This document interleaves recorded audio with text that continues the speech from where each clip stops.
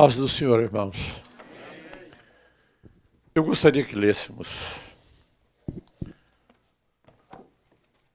2 versículos do Cântico dos Cânticos, Cantares, ainda na Bíblia que nós mais conhecemos, que é a versão de Almeida,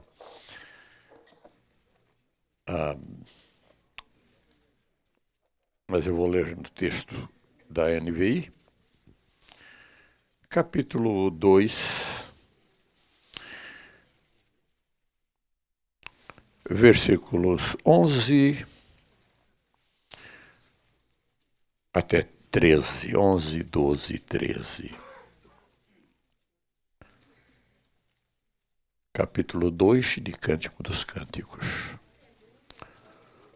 Levante-se, minha querida, minha bela, e venha comigo.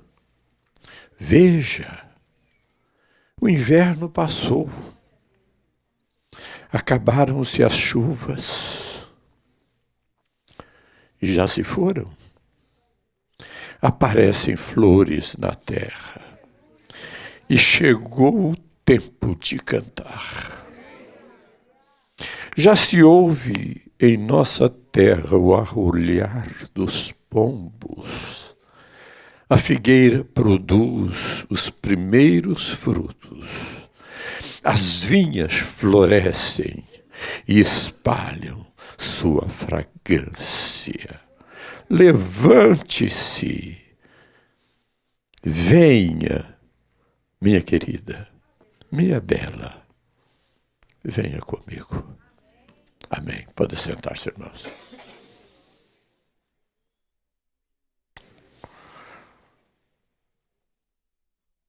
É para mim um prazer muito grande estar aqui. Essa é uma igreja que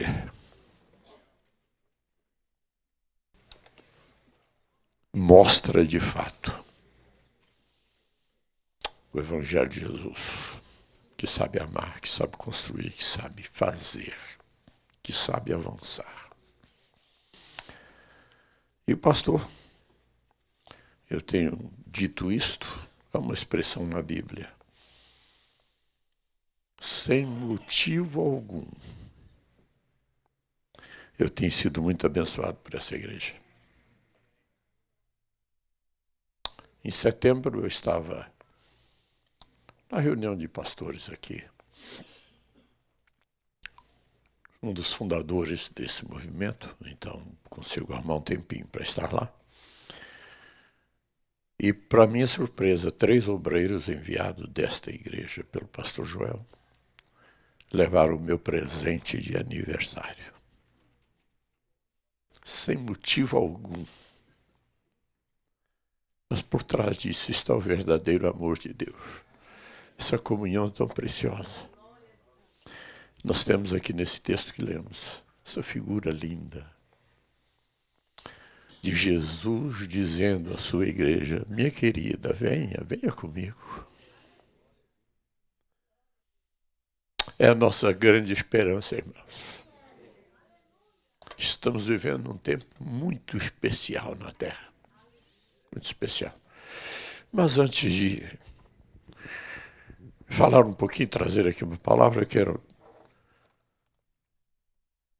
eu trouxe aqui uma introdução do meu livro, que já circula há mais de 45 anos. Muita gente aqui não havia nem nascido, e esse livro já estava espalhado aí pelo mundo.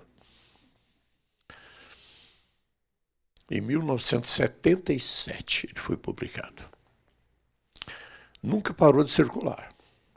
Foi traduzido para o português de Portugal. Imagine só. É tão antigo que naquele tempo os portugueses de Portugal queriam o português deles e não o nosso português do Brasil, não é? Porque muita tradição e tal. E vários livros meus foram editados em Portugal. E eu e minha esposa resolvemos o seguinte: não vamos cobrar nada, nenhum direito autoral desses livros. Dissemos a eles, os irmãos usem todo o lucro para evangelizar aí a África, a Ásia, que é o campo que Portugal mais atende. E quem poderia esperar que um dia eu viesse para os Estados Unidos para morar numa comunidade portuguesa? E, meus irmãos, lança o teu pão sobre as águas.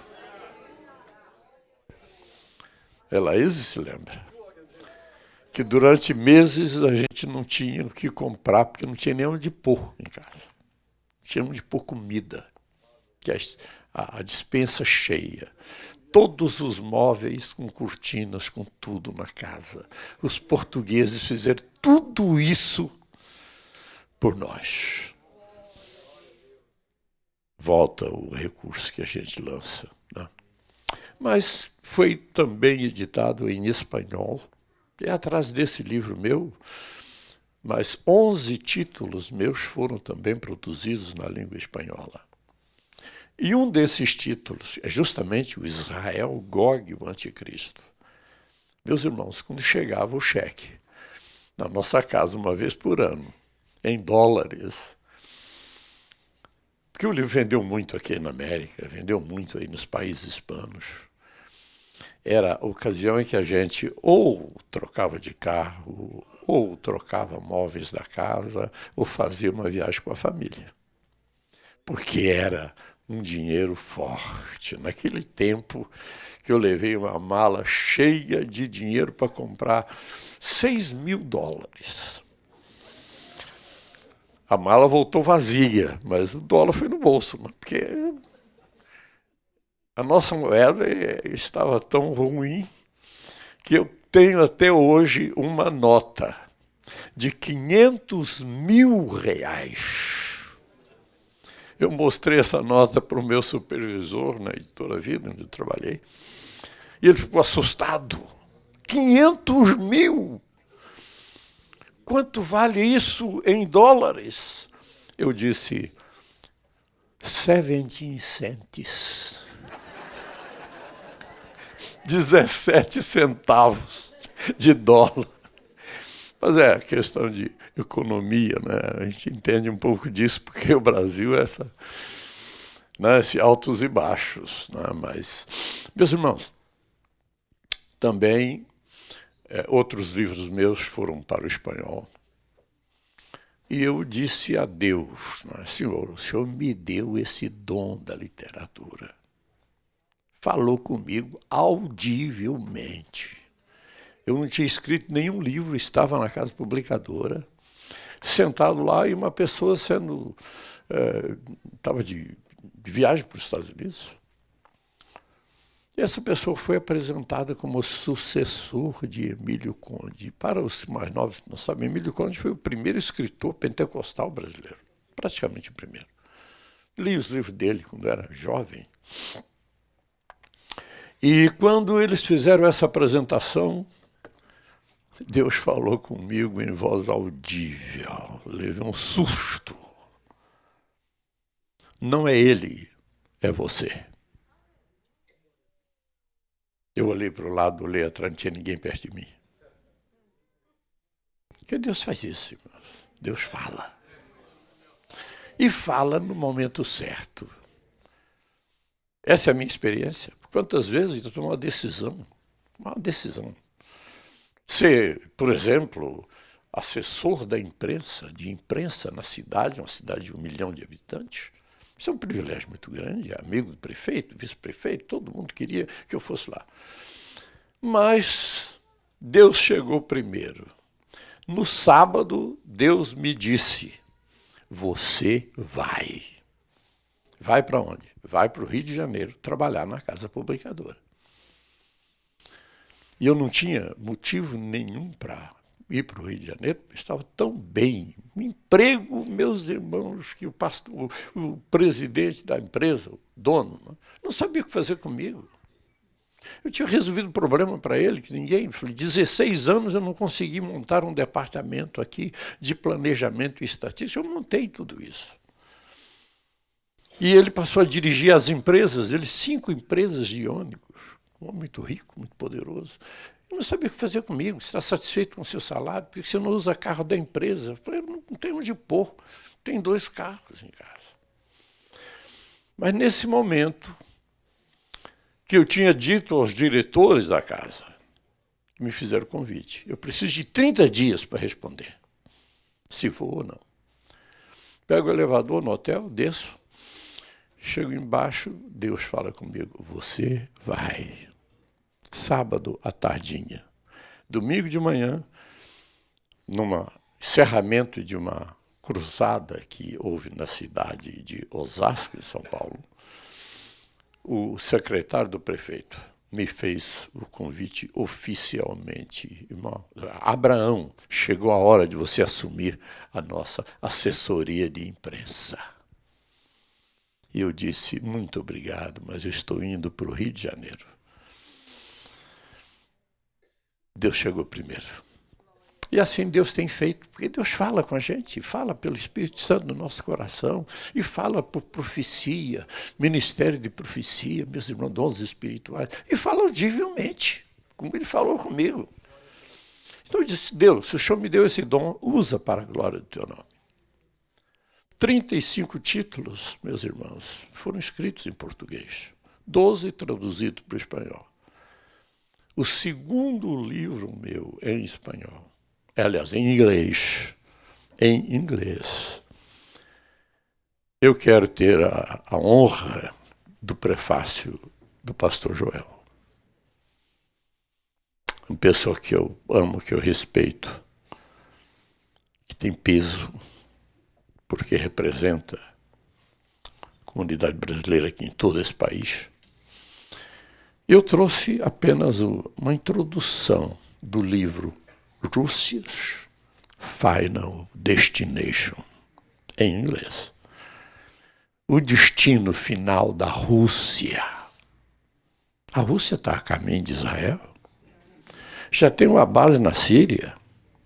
Está ocupando a Ucrânia, causando um estrago terrível a caminho de Israel. Porque é lá, nos montes de Israel, que Deus vai tratar com ela, com a Rússia. É o tema do meu livro. Eu sei que tem muita gente querendo saber o que vai acontecer, o que é que está acontecendo no mundo. Eu queria entregar, irmão Joel, por gentileza, desculpe não avisá-lo antes, mas será um prazer muito grande. Muito obrigado, pastor Abraão. Eu não tenho capacidade para isso. Prefaciar um livro do senhor não é para mim, não é? Mas... favor, que isso. Muito obrigado, pastor. Fico muito honrado. Muito Deus obrigado. abençoe. O restante do material eu lhe mando depois por e-mail, coisa assim, tá bom? Mas, meus irmãos, está saindo o meu primeiro livro em inglês. É um livro que eu espero que os brasileiros usem para evangelização dos norte-americanos, os que falam inglês. Porque eu sempre senti necessidade de ter algum material para alcançar os americanos. Quanta gente trabalha em casa de americanos aqui? Limpando casa aí, não é profissão. Tem um nome bonito, lindo, né, meus irmãos? House cleaning. House cleaning. Em português não é uma palavra bonita, mas em inglês é muito bonita a palavra. E dá lucro, e dá dinheiro. A gente ganha dinheiro aqui fazendo isso. Né? Esse país aqui é uma bênção. E não tenha alguma coisa para deixar na casa, para evangelizar. Pois o meu livro que mais evangeliza se chama O Tabernáculo e a Igreja. Uma grande editora desse país está produzindo meu livro. Uma grande editora, uma das maiores aqui, está entre as 10 maiores do país. E eu espero que muita gente seja abençoada, irmãos. Onde esse livro chega, muda. Tem um obreiro no Brasil, ele conheci em Boston, ele me ajudou, programa de televisão lá no norte, ele foi nos assessorar lá, e ele diz o seguinte, e repete, tá? No Brasil, a pessoa ela tem boa influência. Disse, irmão Abraão, esse livro devia estar em todas as igrejas, o povo tem que conhecer o caminho para o Santo dos Santos, que é o tema do livro. Como entramos na presença de Deus, na plenitude de Deus. Em espanhol, esse livro circula há 38 anos. E em português, há 42 anos. E em inglês, está sendo lançado agora. Mas o segundo livro é esse aí mesmo, O Destino Final da Rússia. A Rússia está a caminho de Israel.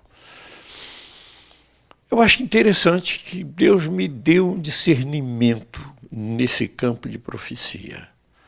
Porque quando a gente olha para as profecias da Bíblia, muita gente mistura a batalha de Gog com a batalha do Armagedon. Mas não pode misturar. E gente importante, comentadores famosos da Bíblia, cometeram o mesmo erro, misturam as batalhas.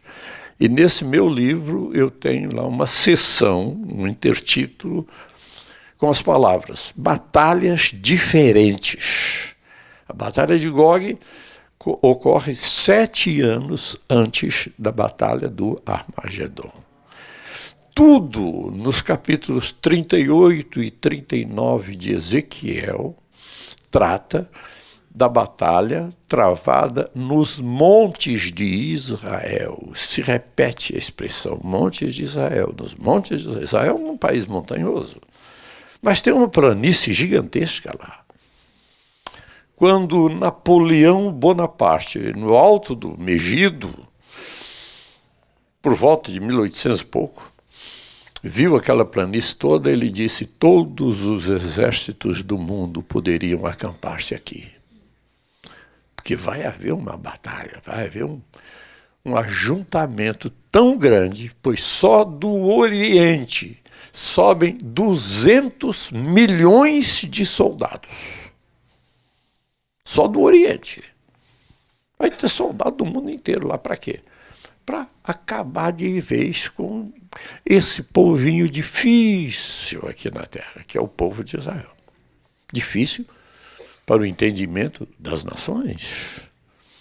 Não conseguem entender isso. Não existe geopolítica para Israel, irmãos. Eu ouvi uma tolice de um comentador da história, comentador da Bíblia, comentador da política, falando de geopolítica, começou a falar de Israel. Eu disse, que tolice ele está dizendo. Israel só existe porque Deus existe. Israel nunca se saiu bem em geopolítica, gente. Só Deus agindo. A gente pega um exemplo, só um exemplo na Bíblia. Durante 7 anos o país explorado, 130 e tantos mil invadiam Israel para levar a colheita. Israel plantava e os inimigos vinham e levavam a colheita embora. O povo passando fome, sofrendo, escondido. Não tinha exército, não tinha nada. E Deus chama Gideão. E começa tudo com 300 pessoas. E há um movimento tão grande no país que cerca o Jordão. Nenhum dos que entraram no país de Israel voltaram para casa. Morreram todos. 100 e tantos mil soldados. Só Deus faz isso. Não existe uma explicação humana, lógica. Não existe isso. A história de Israel está cheia disso. Mas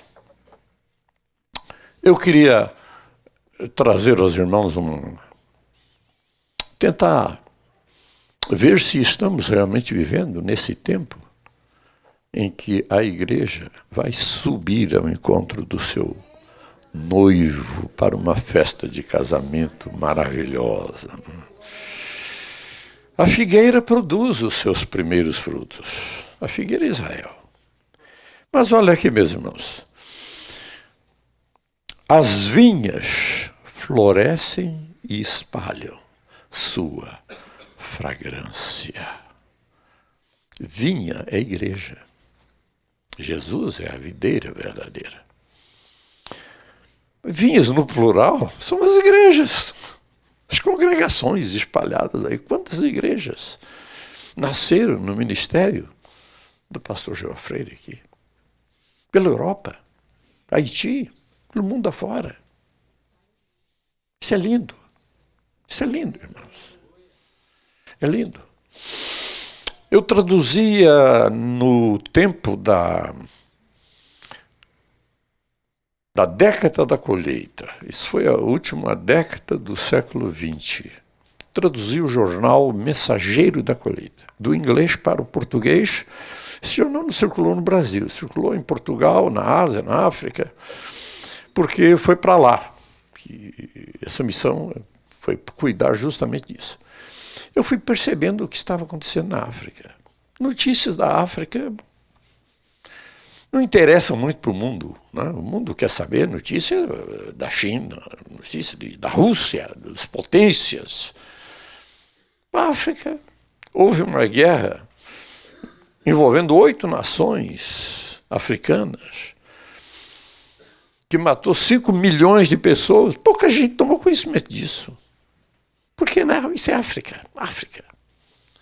Mas, meus irmãos, na década da colheita, um pastor foi tão incentivado pelo movimento. Deu o testemunho dele, traduzi isso, né?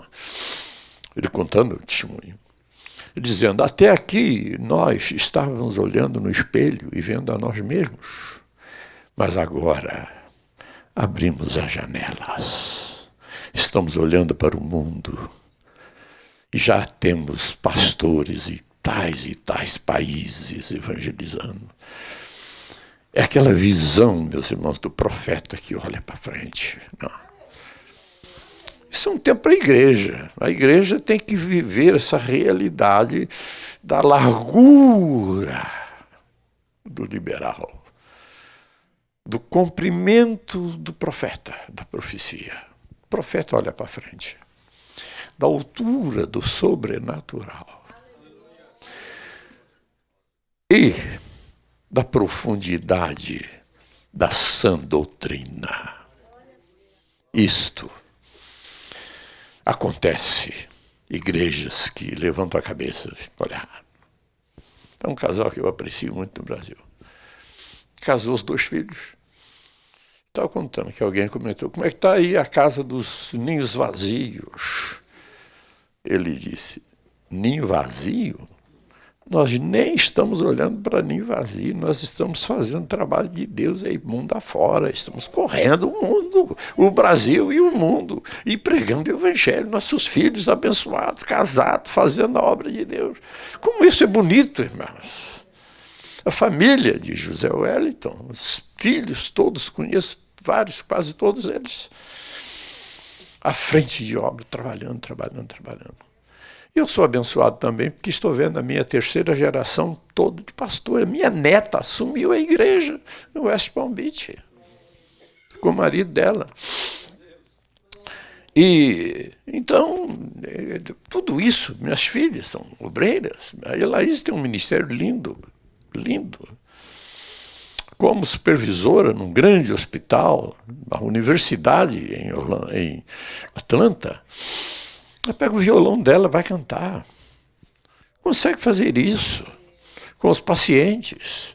Deus falando, Deus operando, milagres acontecendo, Deus abençoando. E essa minha neta, meus irmãos, além de ter feito um mestrado em português, né, de teologia, passou um mês lá conhecendo a música lá na Austrália.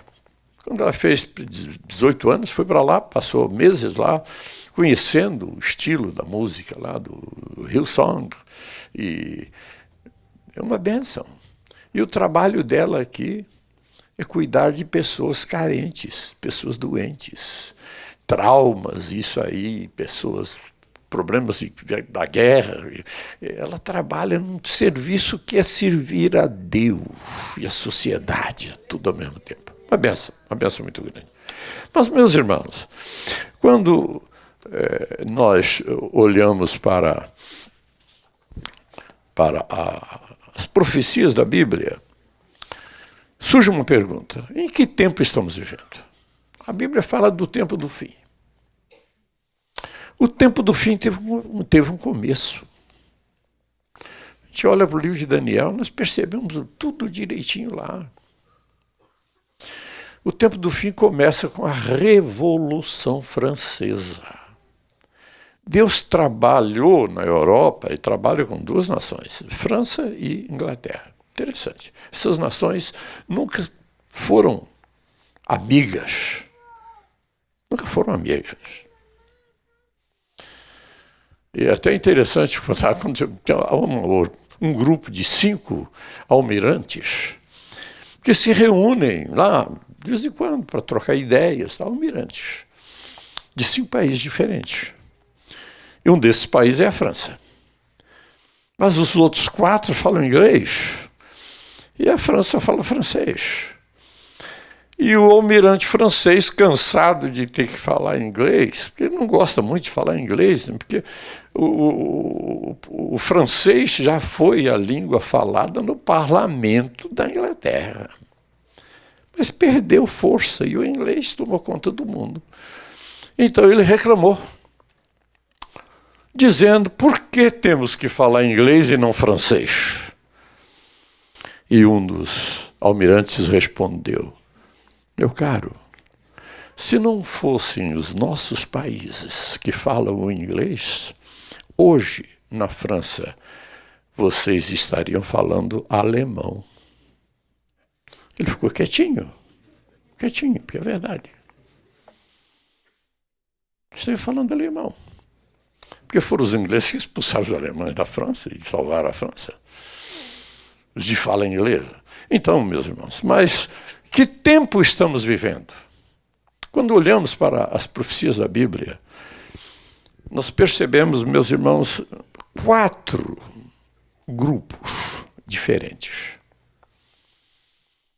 E as profecias se relacionam com esses grupos. O grupo mais antigo é Israel. Israel tem 4.000 anos de história. Contraste entre Israel e China é que essas duas nações surgiram numa mesma época. Quando o presidente de Israel visitou a China, uns anos atrás, ele comentou isso com o presidente da China. Nossos países nasceram na mesma época. Vocês aqui são tão numerosos, são tantos, e nós somos tão poucos por causa dos massacres que sofremos ao longo da história.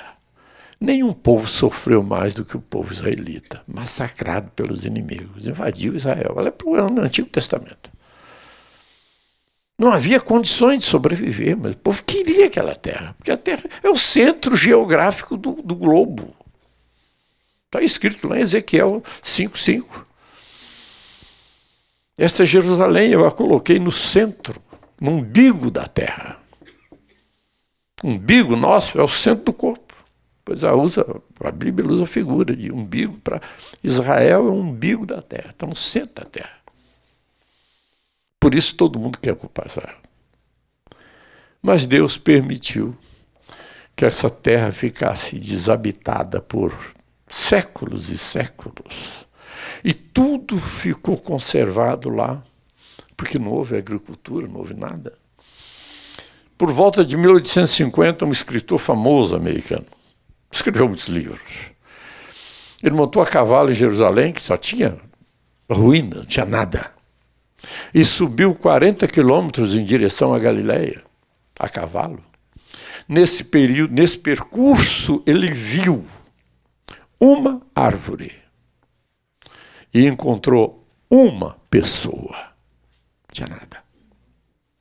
Era o caos. A Bíblia diz que essa terra ficaria assolada, se tornaria um verdadeiro deserto. E ficou. Mas no final do século XIX, né, eu falei aqui de 1800, por volta de 1850, esse cidadão escreveu isso no seu livro e viveu essa experiência aí. Mas no final houve um congresso.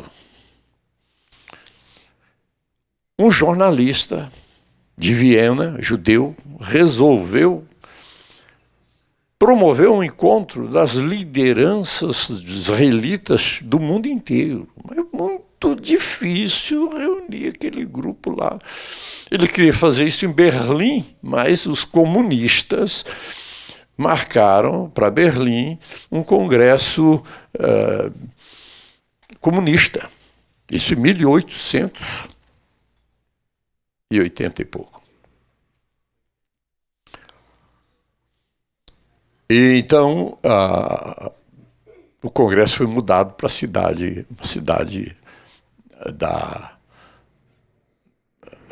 cidade perto a caminho de, enfim, da área ali da Alemanha, né?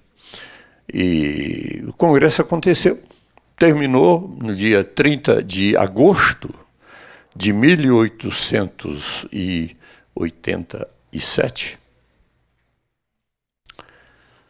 E o organizador do congresso escreveu no seu diário: se eu pudesse reduzir numa frase o que aconteceu aqui, eu diria que hoje eu fundei aqui nessa cidade, fundei o Estado Judeu. Mas dizer isso hoje seria um absurdo. Mas dentro de 5 anos, e com certeza dentro de 50 anos, o Estado Judeu será uma realidade. Meus irmãos, exatamente 50 anos depois, nasce Israel, criado pela ONU, Nações Unidas. 50 anos depois, cumpriu-se a profecia do fundador da nação de Israel. E Israel nasce cumprindo uma série de profecias, inclusive uma profecia de Isaías que diz: nascerá uma terra num só dia. Pode uma nação nascer num dia só? Mas Sião esteve de parto e já deu luz a seus filhos. Israel nasceu naquele dia preciso, num dia foi criada a nação de Israel. Debaixo de um sofrimento horrível, a matança de judeus pelo nazismo, tudo isso, um caos, mas nasceu. Pois bem, Israel hoje é uma nação rica. Estive lá 8 vezes, e cada vez que vou lá, tem novidades. Tudo cresce, tudo arrumadinho, tudo é um país. Imagine só saindo do Egito, né? Fomos para o Egito, depois entramos em Israel. Quando chegamos ali na fronteira, a moça que nos recebeu, nossa guia israelense, perguntou: vocês vieram do Egito? Sim. Ela disse: 300 anos, no mínimo, atrás de Israel. A diferença é gigantesca. E o Egito não tem nada. Tem nada. A gente não vê uma moça bonita no Egito. Elas estão todas lá, sumidas lá pelas lavouras, mas não tem, aqueles homens barbudos, não tem nada. Não tem nada. Mas você chega em Israel, vai numa lanchonete, é como se estivesse aqui na América. Tudo bem arrumadinho, bonito, gente elegante e tal. É uma diferença tremenda. Por isso que o ódio de Israel é grande. Mas essa é uma realidade, não? É uma realidade. E, meus irmãos, Israel hoje é um país que está cumprindo todas as profecias. Minha irmã, que é uma estudiosa da Bíblia, é pastora na região dos Lagos, mais velha do que eu.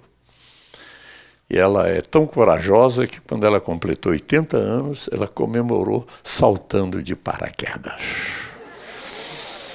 Ela disse, se paraquedas não abrir, eu vou bater no chão e já subir direto, né, para a glória. Mas foi notícias lá pelo Brasil afora. Ela comemorou 80 anos, saltou de paraquedas, no avião. Né? Coisa assim. Mas é uma estudiosa. Ela me disse, Abraão, eu já anotei mais de 40 profecias cumpridas na minha vida. No mundo. Mais de 40. A última que ela anotou é os peixes ao redor do Mar Morto, naqueles bolaines, como chamam, aqueles lagos que surgem, né? Cheio de peixes, peixes, peixes, todo mundo vendo, gente, peixes. E o que é que a Bíblia diz? Que quando descer o rio, que vai nascer no canto direito, na frente do templo que vai ser construído, esse rio, essa água vai crescer, vai aumentar e vai alcançar os tornozelos, depois os joelhos, depois a cintura, e por onde esse rio passar, tudo vive, tudo vive, tudo vive. O Mar Morto vai receber vida, porque hoje não tem nada lá, meus irmãos, não há oxigenação, não tem vida. Mas essa água vai descer de Jerusalém e vai transformar o Mar Morto num mar tão piscoso como o Mediterrâneo. Porque peixes que dão no mar Mediterrâneo vão dar no Mar Morto. E os pescadores vão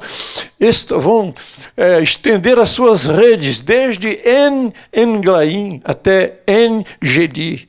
2 oásis que eu conheço, passamos lá várias vezes. Tem nada. Mas tudo vai receber vida. A gente só vê pedra e areia naquela região.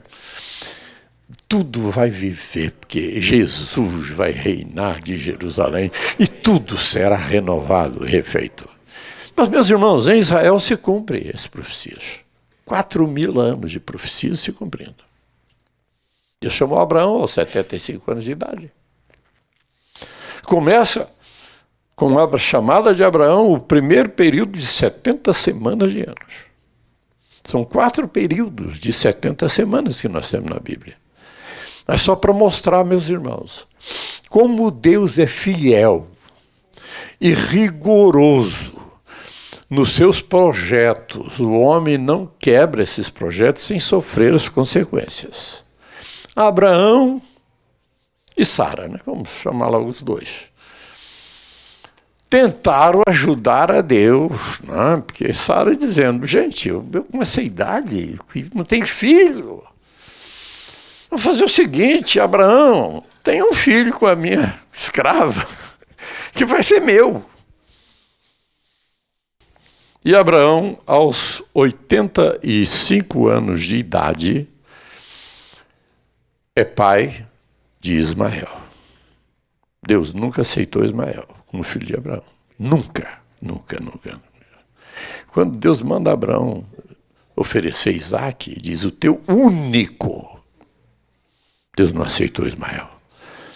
Da família de Ismael, meus irmãos, tem vindo todos os grandes males para o mundo, especialmente para Israel. Tudo. Da Arábia Saudita. Veio o islamismo. Uma religião para destruir árabe e crente. No nascimento do islamismo, na cidade de Medina, no ano 622, Maomé mandou enterrar vivos 800 judeus, só a cabeça de fora.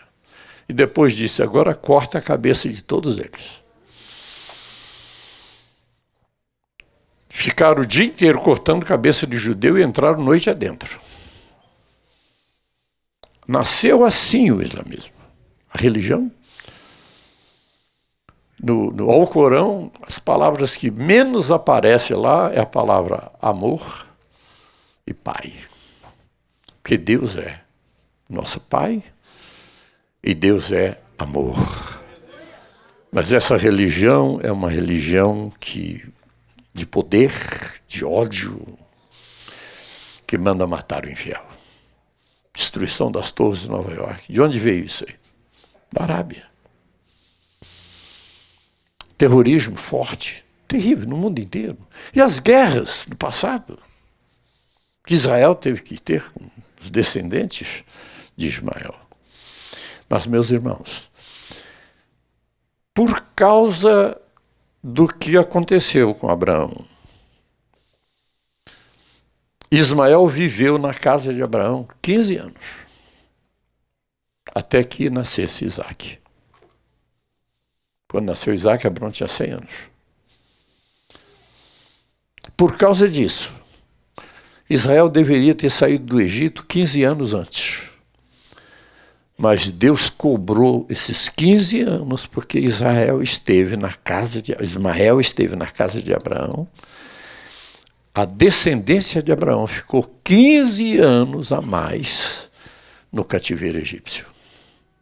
Só saiu 505 anos depois da chamada de Abraão, enquanto deveria sair com 490 anos, 70 semanas. Esse primeiro período de 70 semanas.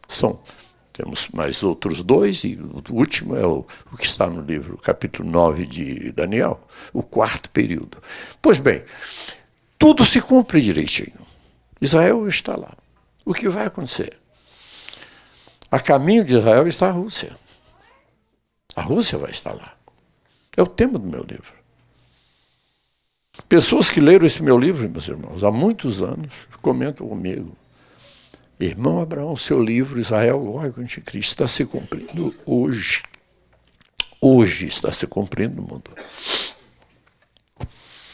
Meu genro, que é capitão de mar e guerra da Marinha, saiu da escola naval e leu esse livro. Comentou com a minha filha. A gente, recém-chegado no Rio de Janeiro, ele nem me conhecia, mas comentou com a minha filha, né? Estou lendo um livro muito importante.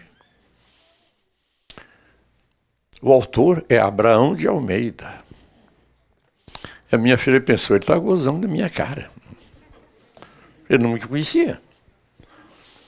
E estava querendo namorar minha filha. Então aconteceu isso. Ele foi o primeiro a me dizer. Leu esse livro em 1980.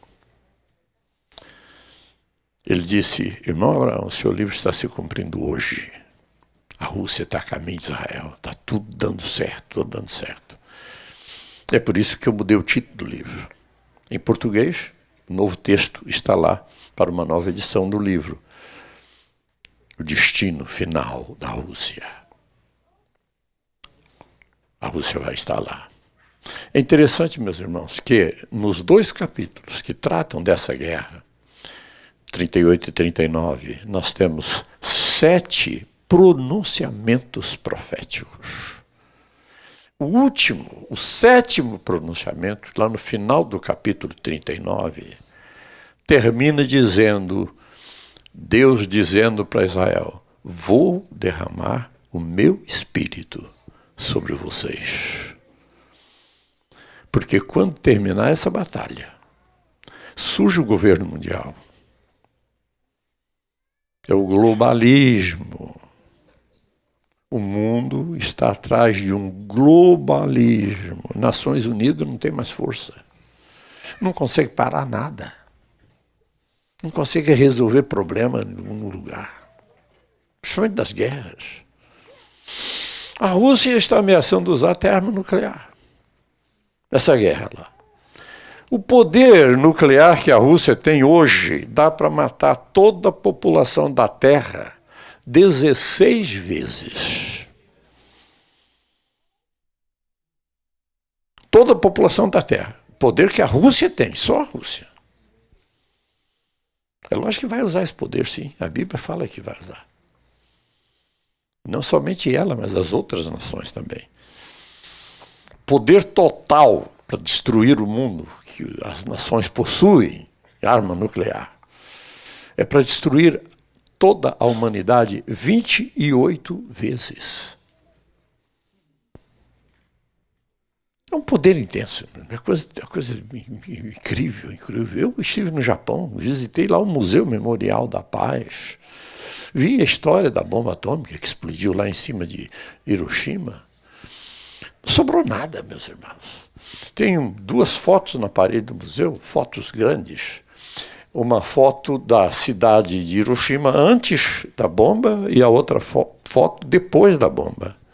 Acabou tudo. A bomba explodiu 585 metros acima da terra, em cima da prefeitura. Os arcos de concreto armado da prefeitura estão lá, conservados lá para exemplo. Retorcidos, concreto armado retorcido pelo calor. 5.000 graus de calor na terra. As pessoas viravam tochas humanas, pegava fogo no corpo, pulavam no rio, tem um rio muito bonito lá. As águas do rio estavam fervendo. O calor no cogumelo, 1 milhão de graus. Mas na Terra, 5.000 graus. 70 mil morreram num minuto. Há um pedaço de calçada dentro do museu, onde estava uma pessoa deitada. Só ficou a sombra da pessoa, sumiu tudo. Tudo foi evaporado, o corpo desapareceu. Uma bombinha, meus irmãos. Imagine o poder das bombas que existe hoje. Então a gente olha para certas coisas, e os ilustres, né, os grandes mestres do mundo, os cultos, os iluminados, né, são chamados também de enciclopedistas. Aquele grupo francês, Rousseau, Diderot e tantos outros lá, o mais famoso dele, todos eles estão lá. O que produziram? Produziram filosofias. A cultura vai salvar o mundo. A cultura. E o pai de uma religião, né, uma filosofia que virou religião. No Brasil ainda temos vários templos do positivismo de Augusto Comte, francês. Ele ensinou o quê? O estágio mais atrasado do ser humano é o estágio religioso. Da religião, o homem tem que subir para o estágio intermediário da filosofia. E da filosofia ele tem que subir para o cientificismo, a ciência. E o que a ciência produziu? A capacidade de destruir toda a raça humana. É isso. A verdade está na Bíblia Sagrada, meus irmãos. Só existe solução para esse mundo porque Deus existe, porque a Bíblia é fiel. Jesus vem para consertar tudo. E Ele está ansiando de nos receber. Venha, minha querida, venha comigo. Venha comigo. É uma poesia linda isso, irmãos. Mas a gente olha para um outro campo profético, profecia das nações. Por volta, isso nasceu com Nabucodonosor na Babilônia. Tem 2.600 anos de idade essa cadeia profética aí. Cadeia profética. Né? Essa cadeia profética tem os seus países. 5 nações. 4 nações, não? Estamos vivendo hoje no tempo do 4º Império Mundial. E o 5º será o Império de Jesus. Império da Pedra. Mas hoje estamos no Império do Barro. Misturado com ferro. Ferro e barro. Interessante, em 1909, em Lisboa, foi empossado o presidente da União Europeia. A União Europeia se tornou um país, não é mais uma comunidade, um país. E os países funcionam como estados de um só país com um presidente. O nome do presidente eleito, Durão Barroso. Será que Deus quer dizer alguma coisa para a gente com isso? Poderia ter outro nome, mas o nome, Durão Barroso, Durão do ferro, Barroso do barro, porque é barro misturado com ferro. Isso é, meus irmãos, a União Europeia.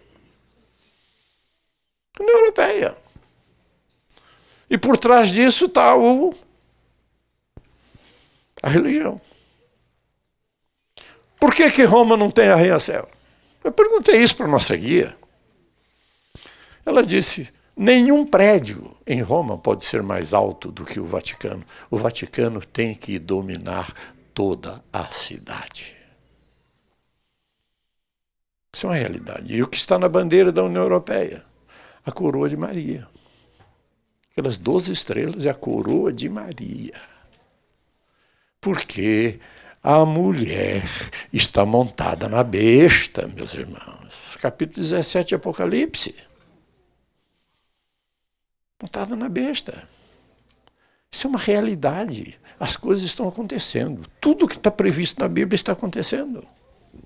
Mas a gente olha para essa rede de nações aí, veio a Babilônia, veio os medos e persas, vieram os gregos, depois os romanos. E os romanos começaram e não terminaram. O Império Romano nunca acabou. Mas caiu em 476, o Império caiu, o Imperador Romano. Quando caiu o Imperador Romano no Ocidente, o Oriente se levantou e socorreu o Ocidente. Mas o Oriente, o Império Romano Oriental, cidade de Constantinopla, cai em 1453. Os turcos tomam Constantinopla e nasce na Europa e no mundo o movimento chamado de novidades. Né? Tudo vai acontecer. Tem uma expressão aí para isso. E aí vem depois as reformas para ter tudo acontecendo de acordo com a previsão bíblica. Mas, meus irmãos, hoje esse grupo de nações está na Europa. Poder muito grande.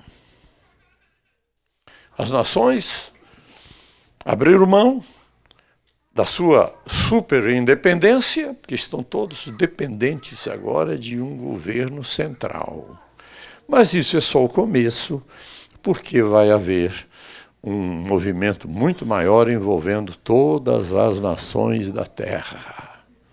Nenhuma nação vai ficar independente, todo mundo debaixo de um só governo mundial. Que não vai ser apenas um governo, vai ser um triunvirato. Porque é interessante que o Império Romano trabalha com triunviratos. Tinham 2 triunviratos no início da igreja. Um deles matou o assassinato de Júlio César. Mas, modernamente, nasce um triunvirato em 1914. 3 nações se unem. A Alemanha, Império Austro-Húngaro e Itália se unem e conseguem causar uma destruição tremenda no mundo, mas perderam a batalha. Perderam. O segundo triunvirato surge em 1939. Aliás, no ano que eu nasci. Eu dizia para minha esposa, né, que eu sou do início da guerra. Para ela era do fim da guerra. Ela nasceu em 46, findou a guerra. Mas eu nasci em 39, começou a Guerra Mundial. E, meus irmãos, segundo triunvirato, nos nossos tempos, Alemanha, Itália e Japão. Pegou uma potência lá no Oriente, que o Japão era uma potência, para governar todo o Oriente, e a Itália governando, cuidando da África, e Hitler cuidando da Europa. Fizeram esse estardalhaço todo, mas perderam a guerra. O último triunvirato virá quando assumir o governo. O ditador do mundo, nós chamamos de anticristo, mas na verdade o anticristo é chamado na Bíblia de falso profeta. E o dragão é o diabo. O terceiro triunvirato vai ser terrível. O dragão o ditador e o anticristo, o falso profeta. Os três vão dominar o mundo todo.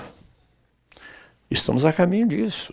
Por que a presença desse movimento de globalização é forte no Brasil, tentando levar o Brasil para o mesmo caminho dos demais países, que todos eles estão num problema sério de endividamento mesmo, uma coisa terrível está acontecendo.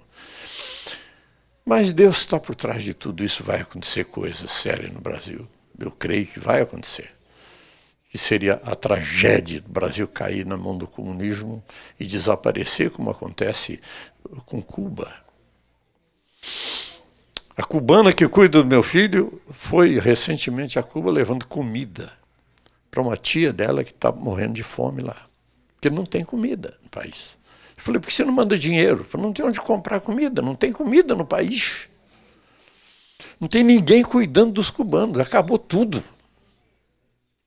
E ela tirou foto de um tio dela e de uma tia, esqueléticos, porque não tem comida.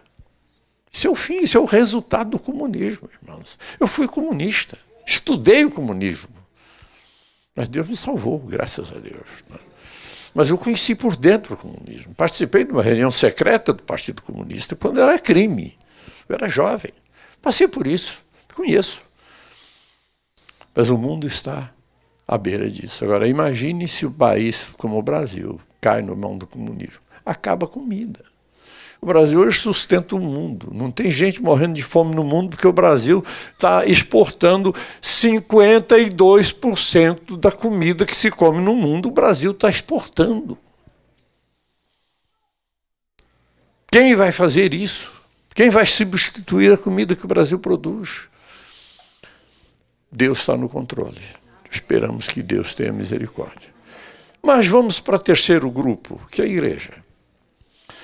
A igreja nasceu faz 2000 anos. Tudo que Jesus disse da igreja está acontecendo hoje. As 7 cartas que Jesus manda para as igrejas da Ásia são 7 períodos da história da igreja. Nós estamos vivendo o último período, irmãos. Laodiceia. Laodiceia. Sou rico, tenho tudo. Mas Deus disse, você é pobre, cego, nu, mas a igreja é rica. Um amigo meu contou que esteve numa reunião da igreja dele aqui nos Estados Unidos, convenção, né? E o dirigente da convenção disse, nós precisamos socorrer aqui um irmão, ele está precisando de $70.000. Vamos levantar uma oferta. O que der a mais vai ser tudo para ele. Porque nós não podemos deixar o irmão, ele precisa desse pastor aí.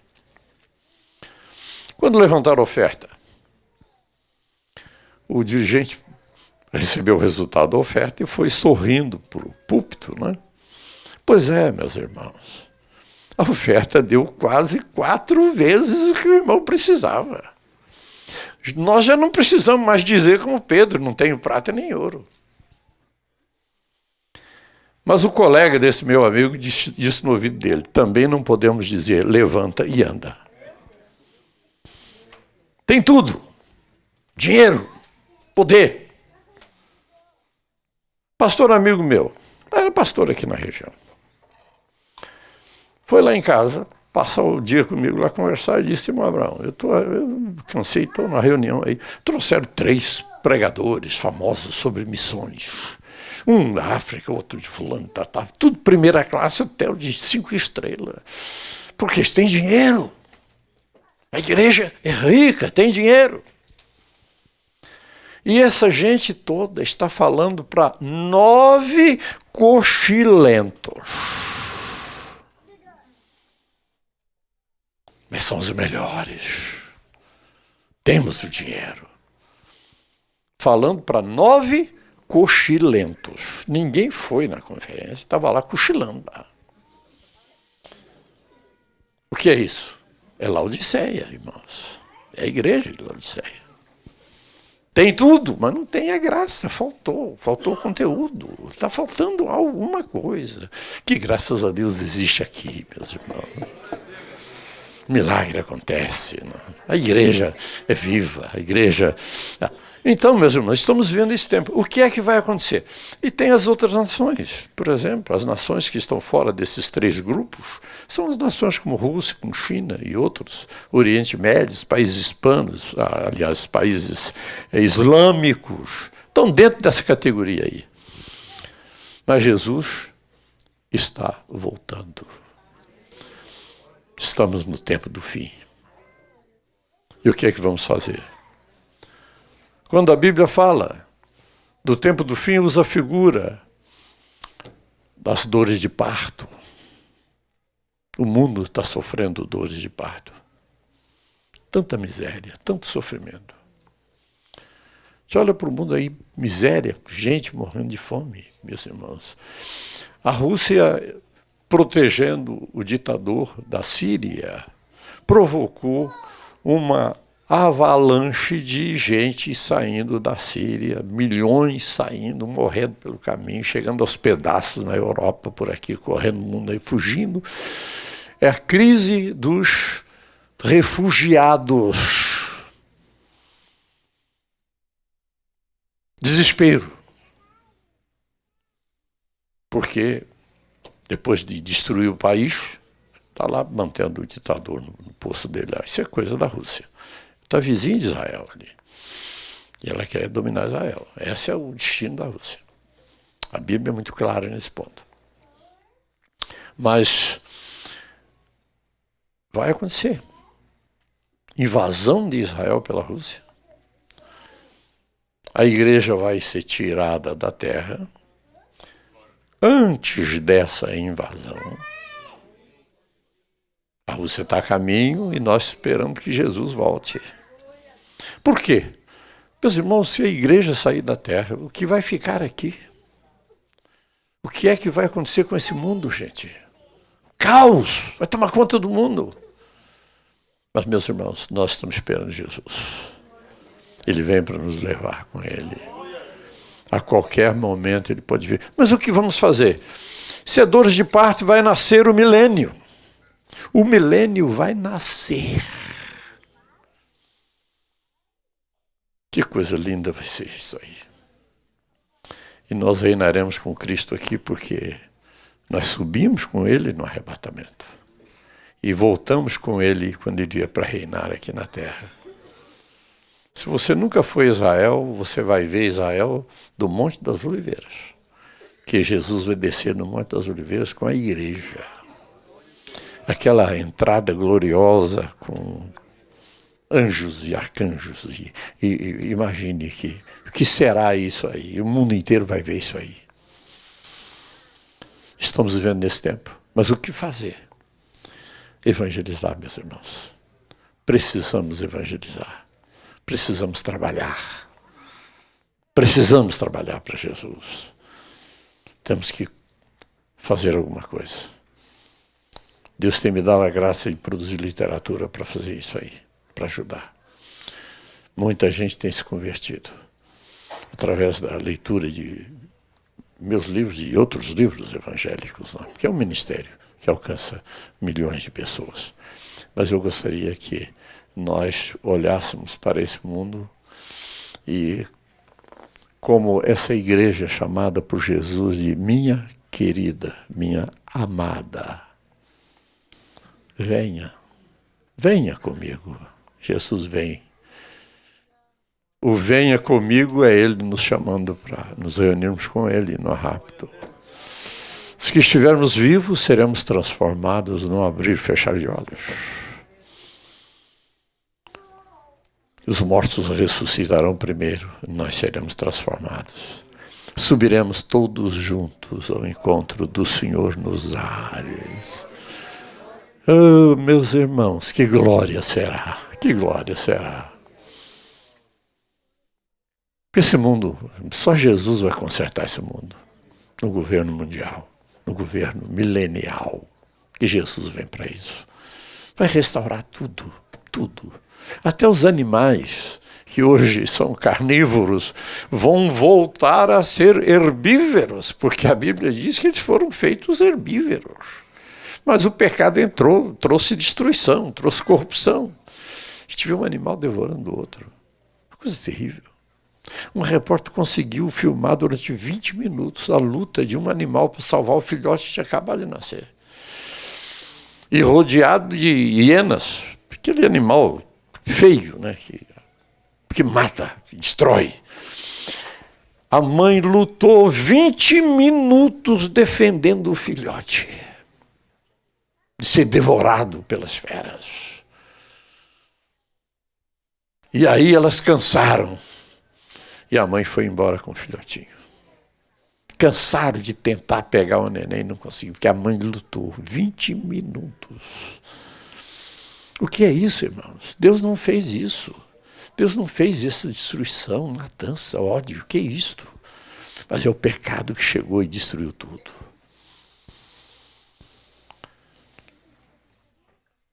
Esse é a raça humana. O que faz o homem na terra? Destruindo.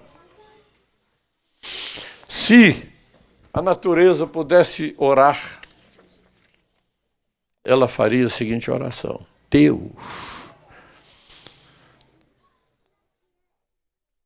acaba com essa raça humana, porque essa raça humana está destruindo o planeta. Erradica essa humanidade. Então, onde o homem chega, vai destruindo tudo. Vai destruindo tudo.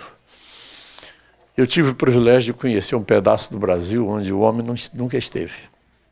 E até chegar lá é difícil. Pantanal, uma área do Pantanal do Mato Grosso. O que eu vi lá, meus irmãos, não dá para descrever. A natureza sem a presença do homem. Tudo funcionando, aquela maravilha, gente. Coisa linda, linda, linda, linda. O cuidado que os animais têm. De manhã a gente acorda com o barulho da passarada, os bandos de araras gritando, e os macacos pulando nos galhos, fazendo aquela farra toda, aquela festa. A gente olha para isso, acabou tudo. O homem chega, acaba. Destruição. Depredador. Mas Jesus vem estabelecer um reino de justiça e de paz aqui na terra. E tudo será renovado. Amém? Pastor, posso fazer uma oração com o povo? Ficamos de pé, meus irmãos.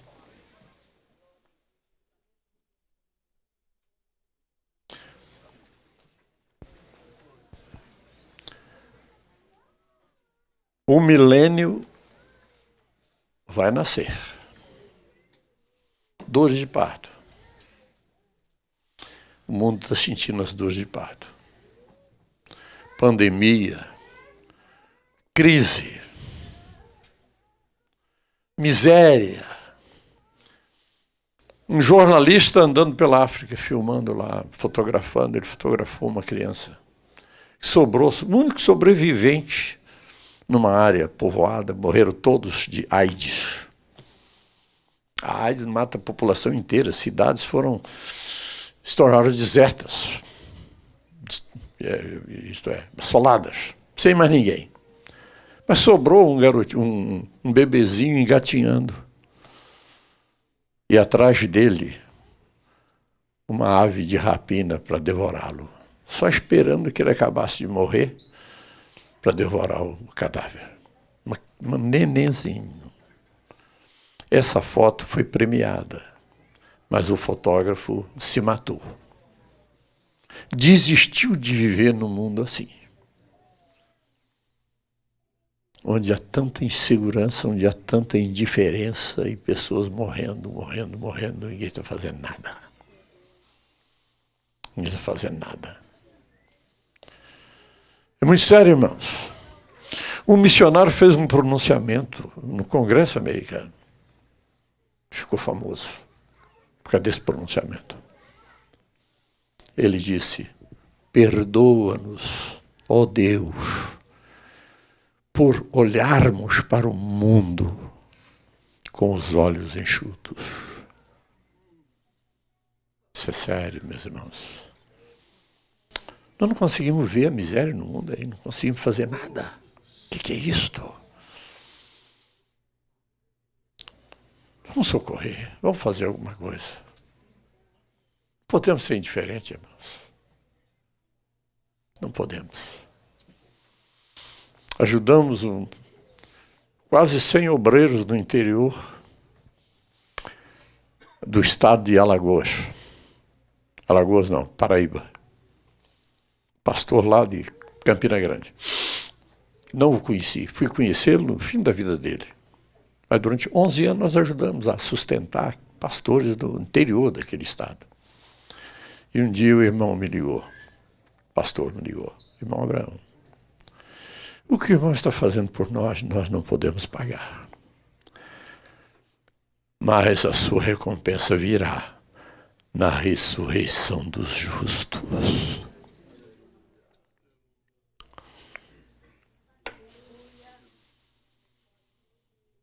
Vai haver uma recompensa, irmãos. Nós não podemos orar para o mundo com os olhos. Está tudo bem? Não, não está tudo bem. Está tudo muito mal. Resultado dessa eleição no Brasil. Eu vi uma cena. Adolescente chorando com o rosto banhado em lágrimas. Na rua. Chorando. O que vai ser do nosso Brasil? O que vai ser do nosso país? Se acontecer essa tragédia. Cair nas mãos, nas garras do comunismo. O comunismo é uma destruição, é uma demoníaca. Eu conheço o comunismo, que eu estive lá dentro. Meus irmãos, é coisa muito séria. E Deus vai ouvir a oração. Deus tem ouvido a oração dessa gente. Gente que passou a noite orando para Deus dirigir a eleição e aconteceu o que aconteceu. Mas a coisa vai acontecer, mas o povo tem que estar desperto, olhando para essa situação que o mundo está vivendo aí. Deus tem um plano para o Brasil, irmãos, eu creio nisso. Não é hora do Brasil cair. Caíram os países latinos, todos eles. Inflação na Argentina, 100%. É o caos, miséria. Venezuela, estão catando lixo para comer, porque não tem comida. País que exportava petróleo hoje compra gasolina pronta do Irã, porque não tem nem como produzir gasolina, acabou com tudo. O comunismo destrói tudo, toda a produção, vai acabando tudo. Até o povo fica sem comer. E a miséria que ronda hoje, os cubanos não têm o que comer. Não têm o que comer. É o caos. Mas Jesus nos avisou que seria tempo de dores. Mas dores de parto. Porque vai nascer um novo tempo. Esse novo tempo é Jesus vindo para nos levar um rapto. Não sei se há alguém aqui esta manhã que não tem essa esperança, mas quer receber Jesus no seu coração. Quer ter o seu nome escrito no livro da vida. Há essa oportunidade hoje, você pode sair do seu lugar, levantar um sinal assim com a sua mão e vir aqui à frente, nós vamos orar por você. E outras pessoas vão orar por você. Não deixe passar essa chance, essa oportunidade. Há alguém aqui? Ah, pastor, eu sou crente, mas não tenho força para evangelizar, não tenho graça, não tenho poder. Por que você não veio buscar um reforço espiritual aqui na frente? Você tem telefone. Há tanta coisa que se pode fazer para alcançar alguém. Se você não tem essa graça, busque essa graça, esse poder, seja um renovado. Seja um renovado. Alguém aqui? Eu também creio em milagres, irmãos. Eu creio em milagres. Se tem alguém enfermo aqui, quer receber um milagre na sua vida. Vem à frente. Não posso me delongar, passei muito da hora. Mas tem alguém chegando aqui. Aproveite.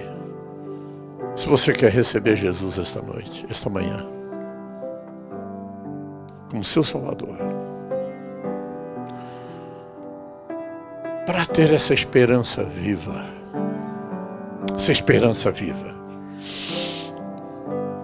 não deixe passar essa chance, essa oportunidade. Aleluia, aleluia, aleluia.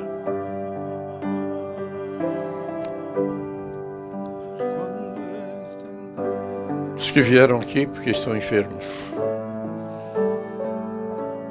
levante sua mão, está enfermo, está buscando cura, milagre. Tem mais alguém aqui que não é só cura que está procurando, não, está fazendo alguma coisa com a sua vida.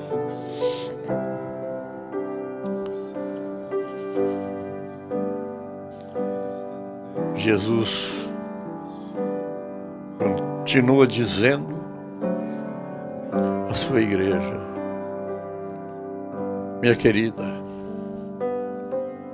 venha comigo, venha comigo.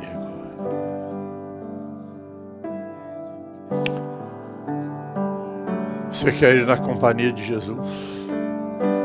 Ele vem buscar a sua igreja. Se você não se sente preparado, busca este preparo espiritual.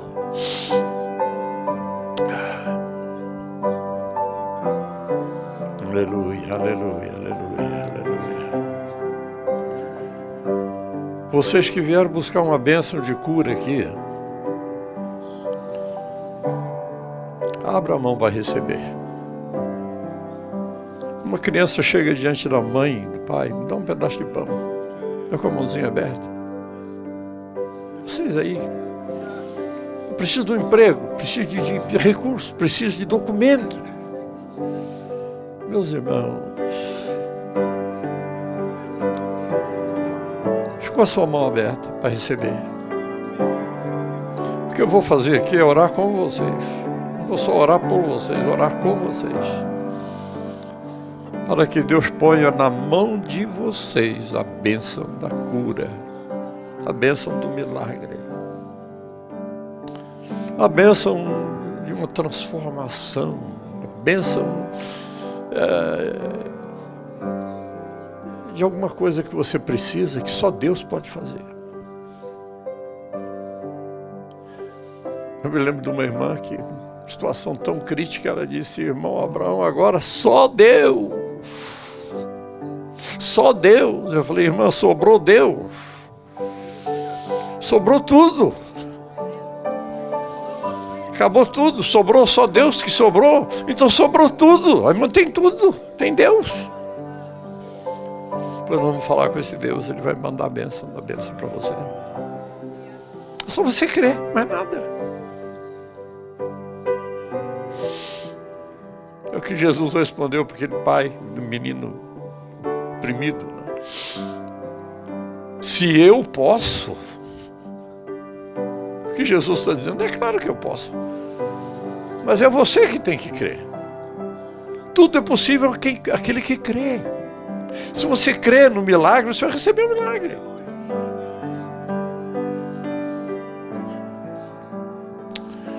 Pai Celestial, estou orando aqui com essas pessoas, muitas delas com as mãos abertas, esperando uma bênção tua, Senhor. O Senhor é aquele Pai que ouve a nossa oração e atende a nossa necessidade. Oh, meu Deus, olha o clamor dessa gente, o clamor dos que estão aqui, Pai, esperando que o Senhor coloque na sua mão a bênção que vieram buscar. Coloca, meu Deus, nas mãos dos teus filhos o que vieram receber aqui, o que vieram buscar aqui, meu Pai, nesta manhã. Coloca para a glória e honra do teu nome. Nós cremos no milagre. Cremos, meu Pai, que o Senhor é aquele que cura, aquele que opera. Faz isso, meu Deus. Coloca agora, Senhor, na mão dos teus filhos, que possam sentir o toque, Senhor, o toque, Senhor, o toque, possam sentir o toque. Opera nessas vidas, opera em cada vida que está aqui. Coloca, Senhor, nas mãos de cada um, tua bênção. Oh, meus irmãos, os que estão aqui à frente estão recebendo também unção com óleo para cura, como diz a Bíblia. Unja com o azeite, serão curados. Oh, meu Pai, agora mesmo, usa, meu Pai, os teus filhos que estão aqui ungindo, manifestando, Senhor, cumprindo a tua palavra, meu Pai. Oh, meu Pai, nós te pedimos tudo isso, meu Pai, no nome de Jesus. No nome de Jesus. Agora feche as mãos recebendo a bênção e dizendo: muito obrigado, meu Deus, pela bênção que eu vim buscar e acabo de receber, no nome de Jesus.